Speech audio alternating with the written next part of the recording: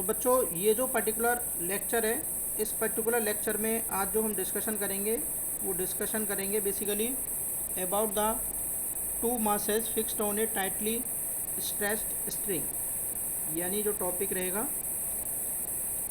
Topic will be two masses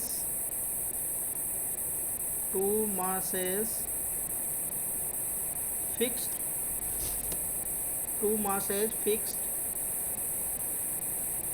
on a tightly stretched string। यानी दो मास हैं जो आपके क्या रहेंगे, फिक्स्ड रहेंगे on a tightly stretched string. अगर मैं बात करूं, दो मास हैं जो टाइटली स्ट्रेच्ड स्ट्रिंग से साथ में क्या रहेंगे, अटैच रहेंगे।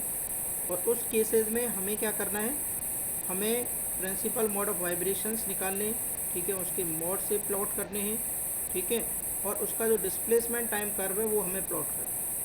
अभी जो हमने लास्ट क्लास में जो एग्जांपल लिया था वो एग्जांपल हम कंसिडर कर रहे थे about the spring mass system which is having two masses and two spring. तो हियर वी आर कंसिडरिंग, तो suppose consider to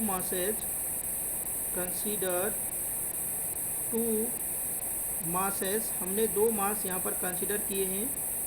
one is m1 and another one is m2, ठीक है, which are fixed. Consider two masses m1 and m2 which are fixed, जो कि क्या है आपके fixed है ऑन ए टाइट स्ट्रिंग। किस पर फिक्स्ड है, एक टाइट स्ट्रिंग पर फिक्स्ड है, स्ट्रेच्ड, जो कि क्या है आपकी स्ट्रेच्ड है बिटवीन टू सपोर्ट्स, जो कि दो सपोर्ट्स के बीच में क्या है आपकी स्ट्रेच। तो हमने दो मासेस m1 एंड m2 यहाँ पर कंसिडर किए, one is m1 another one is m2 which are fixed on a tight string stretch between two support. यहाँ पर हम कंसिडर कर रहे हैं कि let T is the tension in the tight string। यानी जो आपकी टाइट स्ट्रिंग है उसके अंदर जो टेंशन है वो कितना है, T is the tension in the tight string। और यहाँ पर अगर मैं बात करूँ y1 is the displacement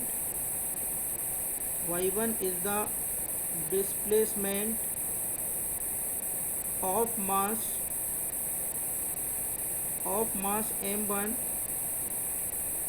at any instant।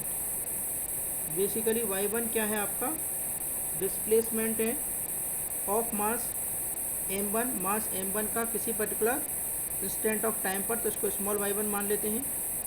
और y2 क्या है आपका डिस्प्लेसमेंट है of mass m2 at any instant of time, यानी किसी पर्टिकुलर इंस्टेंट पर y2 क्या है डिस्प्लेसमेंट है मास m2।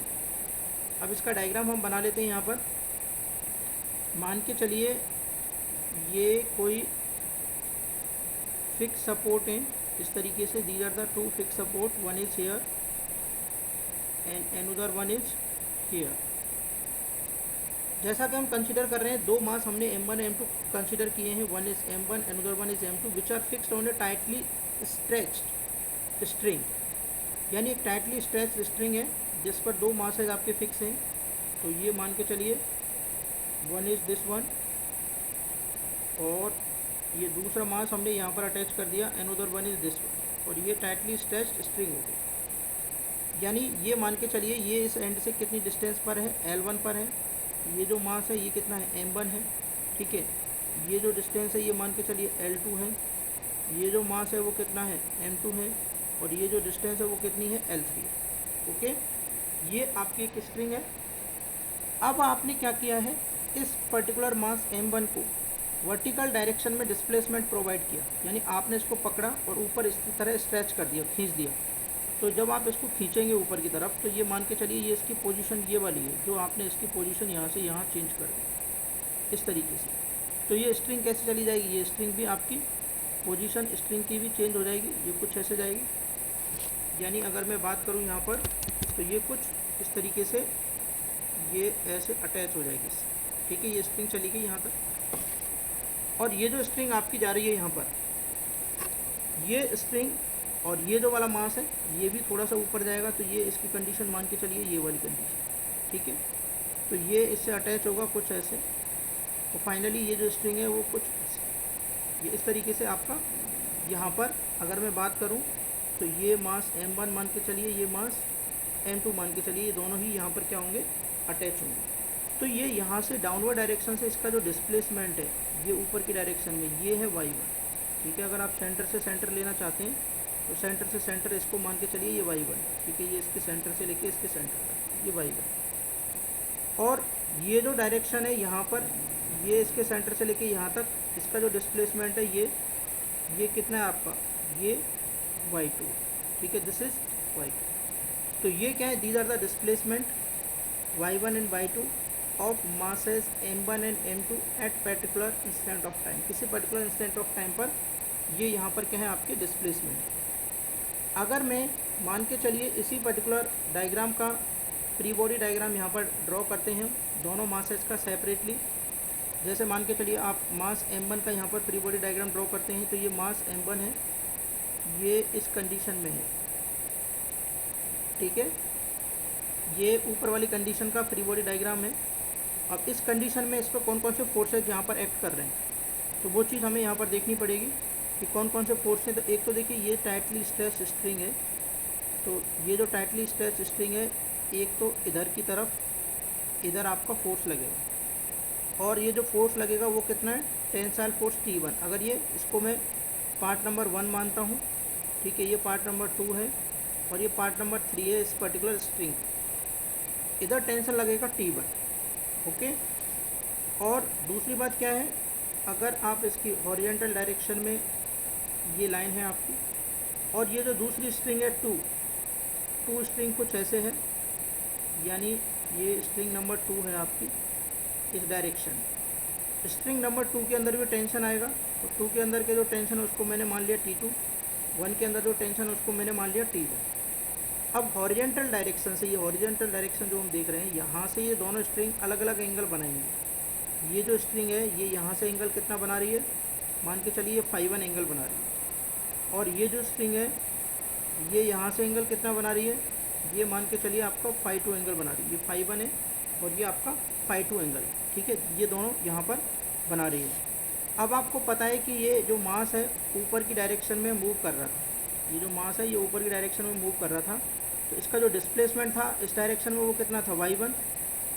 तो ओब्वियसली इसका जो एक्सेलरेशन होगा इस डायरेक्शन में वो कितना हो जाएगा, y1 डबल डॉट। ऊपर की डायरेक्शन में इसका एक्सेलरेशन कितना होगा, y1 डबल डॉट, यानी ये इसका क्या रहेगा, ऊपर की डायरेक्शन में डिस्प्लेसमेंट। और ये जो मास है इस मास को, मास कितना है, ये m।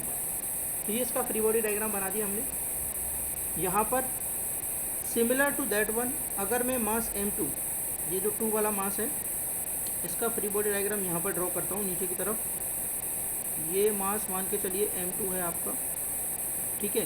तो जो स्ट्रिंग ऊपर यहाँ पे लग रही थी वही स्ट्रिंग यहाँ पर ये ऐसे है, इसके अंदर भी जो टेंशन होगा वो वही होगा जो यहाँ पर इस स्ट्रिंग नंबर 2 के अंदर टेंशन था, जो यहाँ पर T2 है, तो यहाँ पर भी ये T2 ही रहेगा, ठीक है। यहाँ पर भी ये कितना रहेगा, ये T2 ही रहेगा, ओके।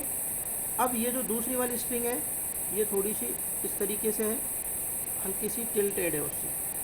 अगर आप ये हॉरिजॉन्टल डायरेक्शन यहाँ पे ड्रॉ करेंगे इस तरीके से, ये हॉरिजॉन्टल डायरेक्शन होगी, तो यहाँ से देखिए T2 हॉरिजॉन्टल डायरेक्शन से यहाँ से फ़ाई2 एंगल बना रहा है, तो ये एंगल भी कितना होगा, ये भी फ़ाई2 होगा। बट ये एंगल जो है ये एंगल क्या होगा आपका, फ़ाई3 एंगल होगा, क्योंकि ये एंगल डिफरेंट है, ये सेम एंगल नहीं है, स्ट्रेच है। और यहाँ से जो टेंशन है वो मान के चलिए आपने ले लिया 3 वाले पोर्शन का टेंशन हो गया T3, ठीक है। यानी आपने यहाँ पर माना कि T1, T2, T3 ये तीनों डायरेक्शन में क्या हो गए आपके टेंशन हो गए। बट हम ये मान के चल रहे हैं कि तीनों ही पार्ट जिनमें स्ट्रेच प्रोड्यूस हो रहा है वो इक्वली प्रोड्यूस हो रहा है।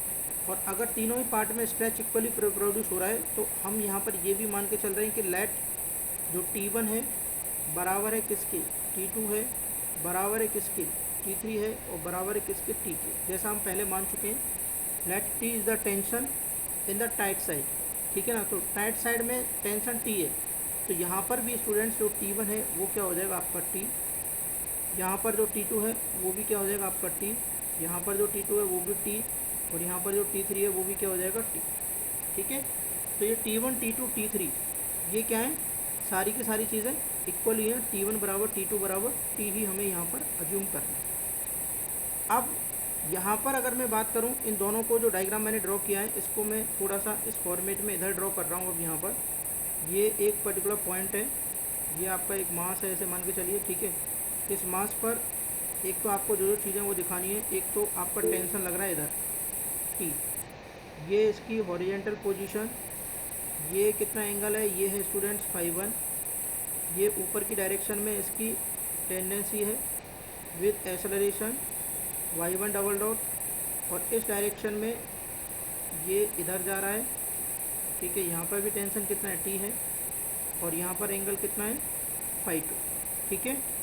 और टेंशन इधर दोनों डायरेक्शन में TT है, ये φ1 और φ2 है। अब इसके जस्ट नीचे अगर मैं यहाँ पर एक दूसरा मास ड्रॉ करता हूँ तो ये मास कुछ इस तरीके से, ये पॉइंट से मैंने यहाँ डिनोट किया है, और ये जो पॉइंट से मैंने मास यहाँ पे डिनोट किया है, ये मास इधर टेंशन लगेगा T, और ये थोड़ा सा यहाँ पे ऐसे टेंशन आ जाएगा, ये भी T आएगा, और ये हॉरिजेंटल डायरेक्शन, ये एंगल वापस से φ2, और ये एंगल वापस से φ3। ये मास M2 है, इसकी टेंडेंसी भी अपवर्ड डायरेक्शन में है, और डिस्प्लेसमेंट कितना है इसका y2, और ऊपर एक्सेलरेशन क्या है y2 डबल डैश, ठीक है। अब हमें करना कुछ भी नहीं है, ये जो टेंशन वाला कंपोनेंट है इनको डिवाइड करना है हॉरिजेंटल और वर्टिकल डायरेक्शन में। अगर मैं इसको हॉरिजेंटल डायरेक्शन में डिवाइड करता हूँ तो यहाँ से ये बनेगा T cos φ1, ठीक है, और नीचे की डायरेक्शन में इसका कंपोनेंट आएगा स्टूडेंट्स इस डायरेक्शन में, तो वो जो कंपोनेंट आएगा वो क्या हो जाएगा T sin φ1। सिमिलरली अगर मैं इसको डिवाइड करता हूँ तो ये इधर चला जाएगा T cos φ2, और नीचे की डायरेक्शन में इसका एक कंपोनेंट आएगा that will be T sin φ2। यहाँ पर कितना आएगा वो T sin φ2। और सिमिलर टू दैट वन, अगर मैं इसी को इस साइड में भी यहाँ पर डिवाइड करता हूँ, इसके भी कंपोनेंट रहेंगे, एक कंपोनेंट आ जाएगा इधर that will be T cos φ2, और ये जो बाकी कंपोनेंट है ये ऊपर की डायरेक्शन में आएंगे, यहाँ पर इस वाली डायरेक्शन में आएंगे ऊपर, और ये आ जाएगा आपका T cos φ2। अब इस वाले को डिवाइड करेंगे तो ये चला जाएगा इधर ये T cos φ2 ना आके ये आएगा T sin φ2, this will be T sin φ2। इधर इसका कंपोनेंट आ जाएगा T cos φ3, और जो नीचे की डायरेक्शन में इसका जो कंपोनेंट आएगा वो आ जाएगा T sin φ3, ठीक है। ये आपके कंपोनेंट हैं जिनको हमने यहाँ पर डिवाइड कर दिया है हॉरिजेंटल और वर्टिकल डायरेक्शन में, जो फोर्स के कंपोनेंट हैं। और अगर आप इनके ऊपर क्या अप्लाई करेंगे, अगर आप इनके ऊपर अप्लाई करेंगे न्यूटन्स लॉ, तो राइटिंग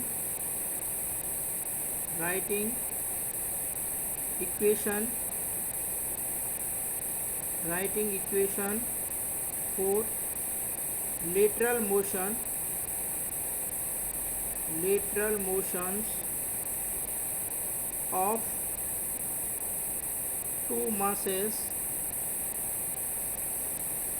m1 and m2, अगर इनके लिए हम टू मासेस के लिए m1 एंड m2 अप्लाई करेंगे, तो अगर मैं अप्लाई करता हूँ मास नंबर 1 पर, तो मास नंबर 1 का फ्री बॉडी डायग्राम हम यहाँ पर देख ही रहे हैं। तो जो F नेट आएगा, तो नेट फोर्स क्या आएगा, F net 1 is equal to वही वापस से m1 इंटू में a1। तो नेट फोर्स अब ऊपर की डायरेक्शन में हमें चाहिए, क्योंकि बॉडी की टेंडेंसी क्या है यहाँ पर ऊपर की डायरेक्शन में जाने की। तो नेट फोर्स आपको किधर चाहिए, F net that should be is equal to in the upward direction. तो नेट फोर्स आपको ऊपर की डायरेक्शन में चाहिए। तो ऊपर की डायरेक्शन में देखिए जितने भी कंपोनेंट है, ये T1 cos φ1 है, T1 cos φ1 है और T cos φ2 है। ये दोनों तो हॉरिजॉन्टल कंपोनेंट है, ये दोनों तो एक दूसरे को बैलेंस करेंगे। और अपवर्ड डायरेक्शन में जो नेट फोर्स आ रहा है वो क्या आएगा आपका, माइनस T sin φ1 और माइनस का T sin φ2 बराबर m1 है, तो मास m1 ही रहेगा। a1 है तो a1 की जगह क्या आ जाएगा यहाँ पर, y1 डबल डॉट। तो ये आपका वर्टिकल डायरेक्शन में क्या आ गया, मोशन आ गया। ठीक है। सिमिलरली अगर हम मास m2 के लिए लिखते हैं, ठीक है, सिमिलरली अगर हम मास m2 के लिए लिखते हैं तो सिमिलरली इसको लिख देंगे 4 मास m1। ठीक है। सिमिलरली 4 मास m2। ठीक है, 4 मास m2 के लिए लिखते हैं क्योंकि बाद में इनको कपल्ड लिखेंगे। उसमें भी वही लिखना है, F net 2 is equal to m2 into में a2। तो इसमें भी आप देख सकते हैं जो नेट फोर्स लगेगा, ठीक है, और अगर वो जो नेट फोर्स अगर हम निकालेंगे तो डिस्प्लेसमेंट अपवर्ड डायरेक्शन में तो ये आ जाएगा T sin φ2 में से माइनस कर देंगे T sin φ3 और बराबर आ जाएगा m2 और ये क्या आ जाएगा y2 डबल डॉट, यानी m2 और यहाँ पर क्या आ जाएगा y2 डबल डॉट। ठीक है, यानी T sin φ2 में से T sin φ3 को माइनस कर देंगे। जैसा कि आप देख रहे हैं भाई इस पर्टिकुलर डायग्राम में, जो सेकंड वाला डायग्राम था इसमें ये क्या था, ये एक ऊपर जा रहा था आपका फोर्स और एक नीचे की डायरेक्शन में आ रहा था। अब अगर मैं इक्वेशन ये वाली और ये वाली इक्वेशंस को कंबाइंड करके लिखूं तो ये कपल्ड डिफरेंशियल इक्वेशंस हो जाएगी। तो नाउ ये क्या हो जाएगा, minus T sin φ1 minus T sin φ2 बराबर क्या हो जाएगा, m1 y1 double dot, equation number A डाल देते हैं इसको, और यहाँ पर हो जाएगा T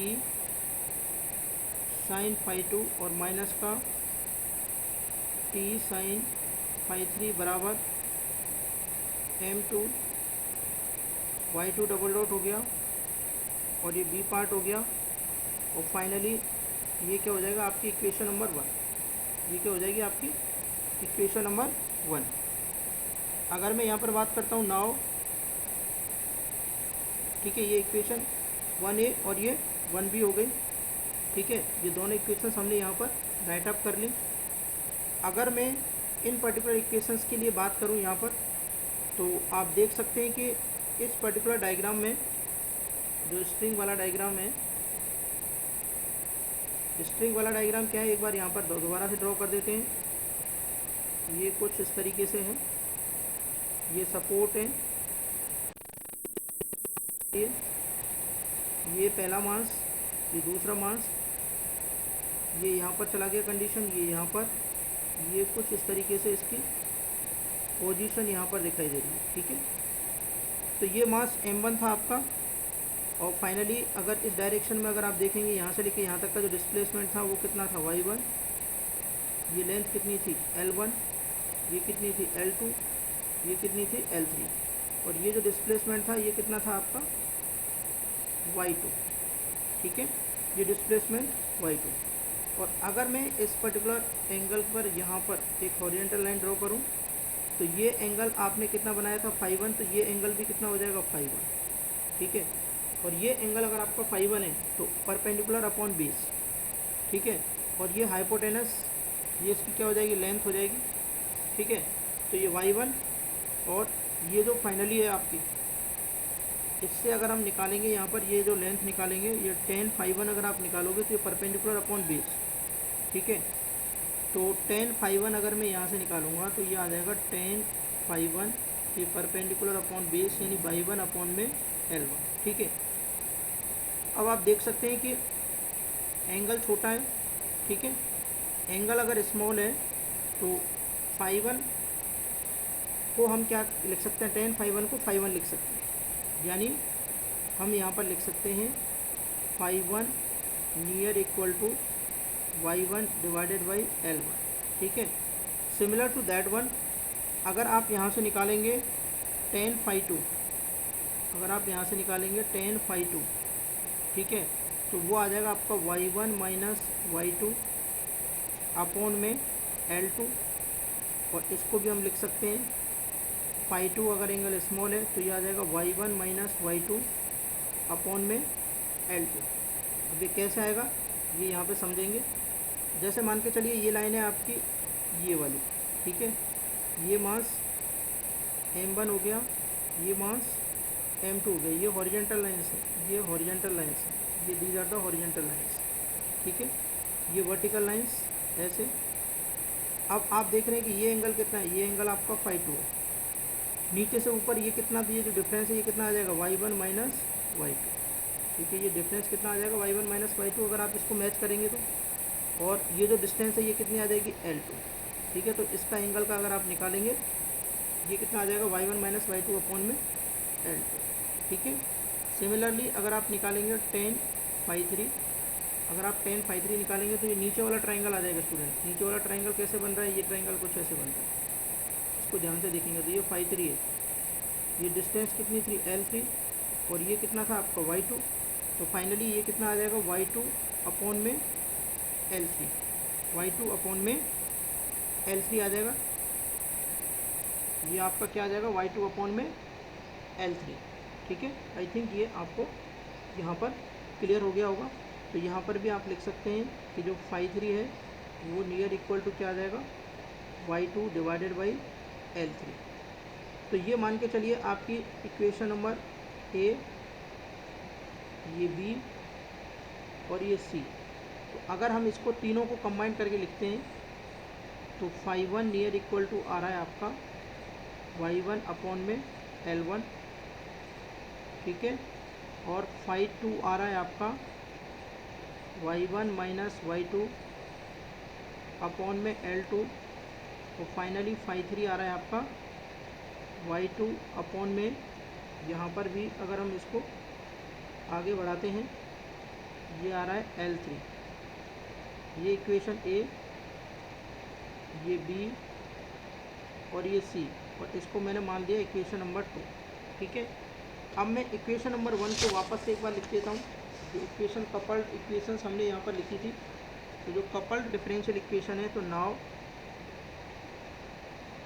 फ्रॉम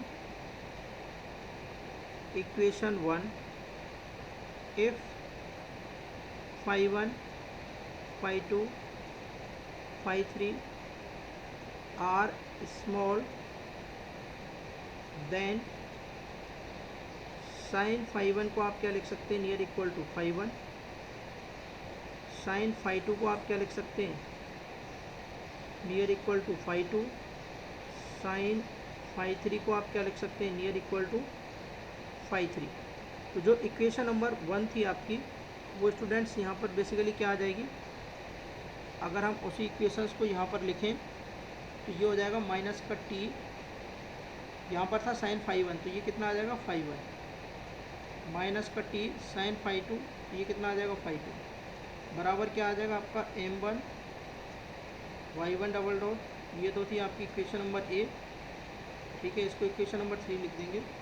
और ये था आपका प्लस का टी साइन फाई टू, तो ये आ जाएगा phi two minus t phi three, बराबर क्या था आपका M two y two double dot. ये आ गया आपका बी पार्ट। और ये मान के चलिए आपकी इक्वेशन नंबर थ्री है। यानी हमने मान के चल रहे हैं कि जो angle phi one phi two phi three है वो क्या है, स्मॉल एंगल है। और अगर वो स्मॉल एंगल है तो फाइनली हम यहाँ पर मान लेंगे कि भाई phi one phi two phi three small angle है। तो now using equation two in equation three, दो को तीन में यूज करेंगे। और अगर दो को तीन में यूज करेंगे तो यहाँ से ये क्या हो जाएगा, माइनस का टी फाई वन। तो फाई वन को क्या लिख सकते हैं, वाई वन अपॉन में L1 माइनस का T, फाई टू को क्या लिख सकते हैं, Y1 माइनस Y2 अपॉन में L2। सर ये फाइव कैसे है? हाँ एक मिनट बता देते हैं। फाई टू, देखिए यहाँ पर फाई टू कैसे आया, वापस से एक बार समझिए।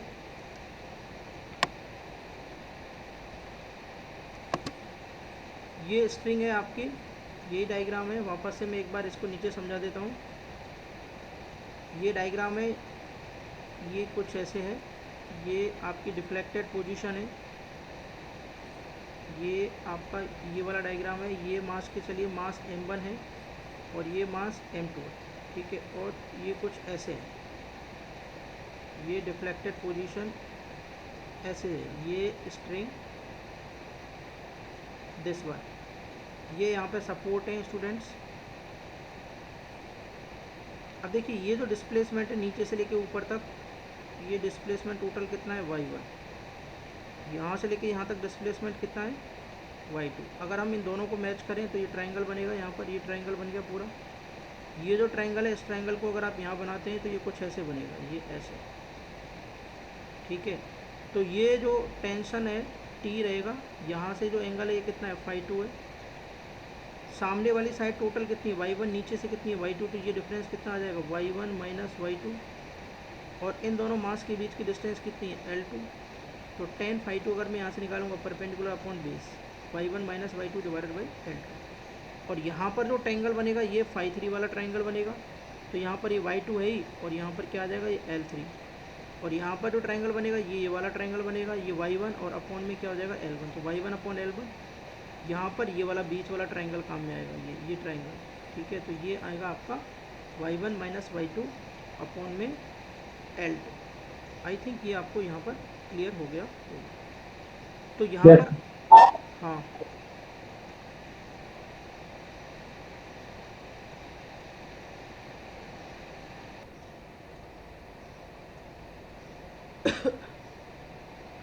तो ये वैल्यूज़ हमने यहाँ पर क्या किया, फाई1 की निकाली, फाई2 की निकाली, फाई3 की वैल्यू निकाली। और इस वैल्यूज़ को हमने इक्वेशन नंबर जो 1A थी, क्योंकि साइन फाई1, साइन फाई2, साइन फाई3, अगर फाई1 फाई2 फाई3 स्मॉल है तो इनको फाई1 फाई2 फाई3 एंगल लिखा जा सकता है। तो यहाँ से वैल्यू लिखेंगे तो माइनस का T y1 upon L1 minus का T y1 minus y2 upon L2, और ये आ जाएगा m1, और here it will be y1 double dot. और जो आपका y1 डबल डॉट है उसकी वैल्यू भी हम यहाँ पर पुटअप कर सकते हैं। और y1 डबल डॉट, इसको लिख देंगे m1 y1 double dot. Similarly अगर हम इस वाली इक्वेशंस के लिए लिखते हैं तो ये T फाई2, तो फाई2 क्या हो जाएगा आपका, वही y1 माइनस y2